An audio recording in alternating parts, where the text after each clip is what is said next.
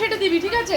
দেখো তোমরা সবাই এখন এই যে ডাক্তার হয়েছে, এই যে এখানে পেশেন্ট হয়েছে, শ্বাস নাও, শ্বাস নাও।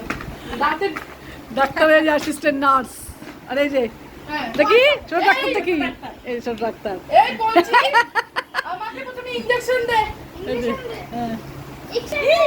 ইনজেকশন আমার ভয় লাগে। ভয় পাবা না, কিচ্ছু হবে না, কিচ্ছু হবে না, ঠিক আছে? ভয় লাগে। ভাই, এটা ফিল করে দে, এর মধ্যে ভরে দাও। দেখো সবাই এখন দাঁত খেলা হচ্ছে। ভয় পাবা না, ঠিক আছে? চোখ বন্ধ করো, চোখ বন্ধ, চোখ শ্বাস বন্ধ। শ্বাস ভয় পাবা না, ঠিক আছে? এই। কিচ্ছু হবে না, ভয় লাগছে না তো? কিচ্ছু হবে না, কিচ্ছু হবে না, নড়বে না, নড়বে না।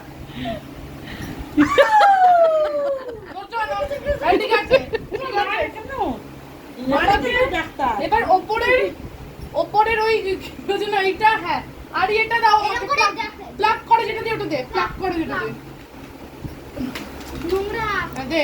চিমটি এরকম খাবি না কিছু তোদের এই নোংরা। চিমটি দাঁত বের করো। দাঁত বের করো। কেমন পেশেন্ট, দাঁত বের করো। বড় দাঁত বেরিয়ে গেছে। এই দাঁত তোলা যে এটা ক্লিন করে দিলে দাঁত তোলে।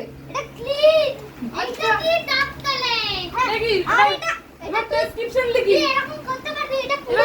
প্রেসক্রিপশন হয়ে গেছে লিখি। এখন দাঁত তোলা। তোমার নাম কি? নাম কি? নাম বনলতা সুন্দরী। আপনি মেয়ে না ছেলে? ছেলে। ডাক্তারবাবু চেনা চোখে দেখে না, এজন্য চশমা আমার পরেছি। ডাক্তার চশমা পরে দেখতেও পাচ্ছে না। আপনি কবে জন্মেছেন?